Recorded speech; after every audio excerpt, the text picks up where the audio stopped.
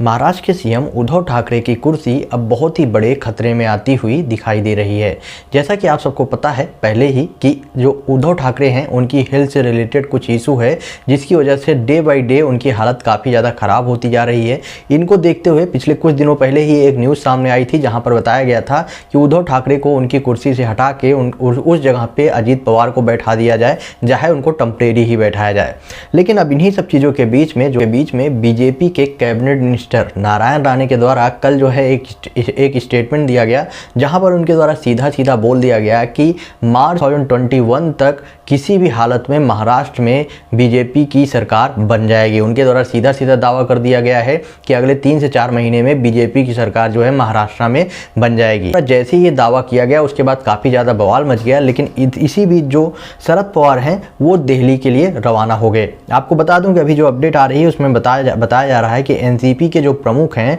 शरद पवार वो कल जो है दिल्ली के लिए रवाना हो गए थे दोपहर में, और उनके साथ में प्रफुल्ल पटेल जो हैं वो शरद पवार के साथ में थे। और इसमें यह भी बताया जा रहा है कि कई जगहों से ये दावा किया जा रहा है कि शरद पवार और साथ में ही अमित शाह के बीच में एक सीक्रेट मीटिंग होने वाली है, और इसमें बीजेपी की तरफ से पूरी कोशिश की जा रही है कि शरद पवार को अपनी तरफ किसी भी हालत में मिलाया जाए और महाराष्ट्र में जो है बीजेपी की सरकार बनाई जाए। बाय द वे अभी तक इस पर कोई भी ऑफिशियल स्टेटमेंट ना बीजेपी की तरफ से दी गई है ना ही एनसीपी की तरफ से, लेकिन जो सोर्सों से जो अपडेट आ रही है उसमें यही बताया जा रहा है कि पूरी तरह से बीजेपी की प्लानिंग चल रही है कि किसी भी तरीके से जो शरद पवार हैं यानी एनसीपी की जो पार्टी है उसको अपने साथ में मिलाया जाए और महाराष्ट्र में बीजेपी की सरकार बनाई जाए।